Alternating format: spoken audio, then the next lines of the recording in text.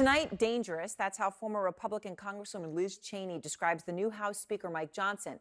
Cheney once sharing an adjoining office with Johnson on Capitol Hill, so she knows him. And it comes as CNN's Cape File has uncovered details about Johnson's history with a group that promoted gay conversion therapy, a long debunked theory that gay people could be made straight.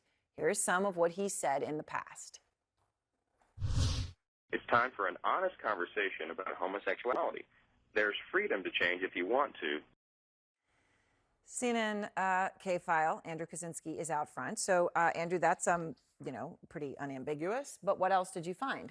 Yeah, so for years, Johnson worked with this group called Exodus International on an anti-gay event aimed at teens. Now, Exodus was a leader in what was called the ex-gay movement. We talked a little bit about it in that intro, where they claimed that you could essentially change somebody's sexuality through counseling, through prayer. They basically treated being gay as a mental illness. Now, Johnson and this group, when he was an attorney at this socially conservative organization called the Alliance Defense Fund, collaborated on this event called the Day of Truth. And this was actually in response to a pro-gay event called the Day of Silence. It was to raise awareness about bullying for gay teens. And then they launched this event the next day in 2005 that was about, basically, they'd pass out cards. They would tell people that you could change your sexual behavior. They pointed teens to their website, and this had links to Exodus's ministries. And we actually have some audio of Johnson talking about that event. Let's take a listen to it. Our race, the size of our feet, the color of our eyes, these are things we're born with and we cannot change. But what these adult advocacy groups like the Gay, Lesbian, Straight Education Network are promoting is a type of behavior. Homosexual behavior is something you do. It's not something that you are.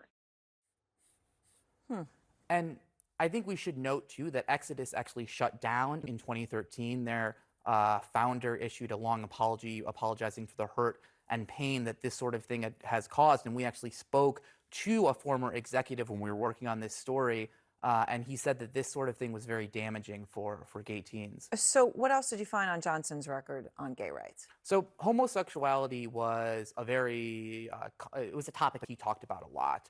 When that Lawrence v. Texas ruling came down in 2003, which threw out state sodomy laws, Johnson actually wrote to say that he thought those laws should have stayed in place. He called homosexuality, we reported last week, inherently unnatural. He called it a dangerous lifestyle.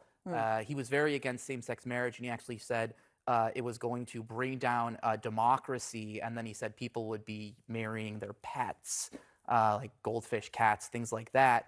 And he even shared this sort of odd pseudoscientific or historical theory that the Roman Empire fell because of homosexuality. And we have a clip of that as well. Many historians, those who are objective, would look back and recognize and give some credit to the fall of Rome to not only the deprivation of the society and the loss of morals, but also to the rampant, homosexual behavior that was condoned by the society. So we did reach out to Johnson's office. We asked about those clips. We asked, does he still believe this stuff? Does he believe in conversion therapy? We didn't get a response from them. All right, Andrew, thank you very much. I appreciate it. The K-File. And now I want to go to Democratic Congressman Ro Khanna of California. Congressman, you just heard all of that. You heard those clips. This is now the House Speaker. This is the person who is the Speaker of the House. Does it surprise you that someone who clearly has advocated these views is now the Speaker? It doesn't surprise me. They're obviously very extreme. They're wrong. They don't recognize the dignity of every American. And it's not what Americans believe. But look, there's an extreme wing of the Republican Party that is determining who the Speaker is. And unfortunately, Speaker Johnson is beholden to them.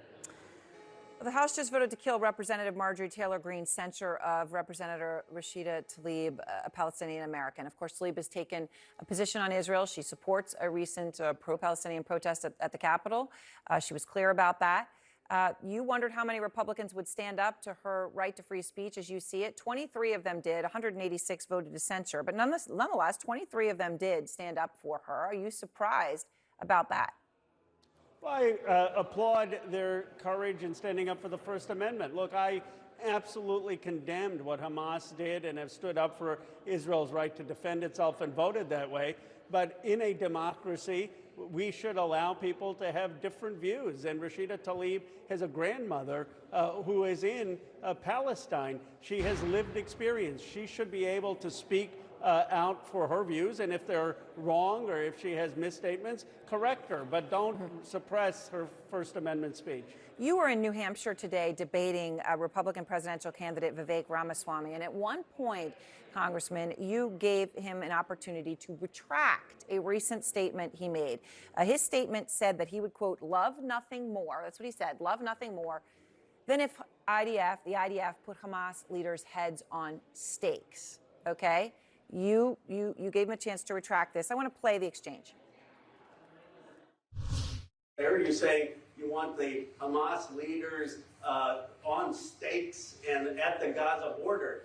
And I guess this is if Israel wants to do that, they should be able to do it. Yeah, this is where I think we have a difference just in terms of leadership. If we were to put Hamas leaders on stakes, if Israel were to do it, we should tell them absolutely not just because they're violating the Geneva Convention, because already Christopher Wray is saying there are heightened threats to Jewish Americans, Muslim Americans here. Why do we want to inflame the threat? Israel is an ally. What does that actually mean? You let an ally defend themselves as they deem fit. So he stands by it, heads on stakes. If you're an ally, you're an ally. You let an ally defend themselves as they deem fit. Why was it important to you to have this debate and conversation? Well, what I was trying to say there is look at President Obama. When he got Osama bin Laden, he disposed of the remains in the sea.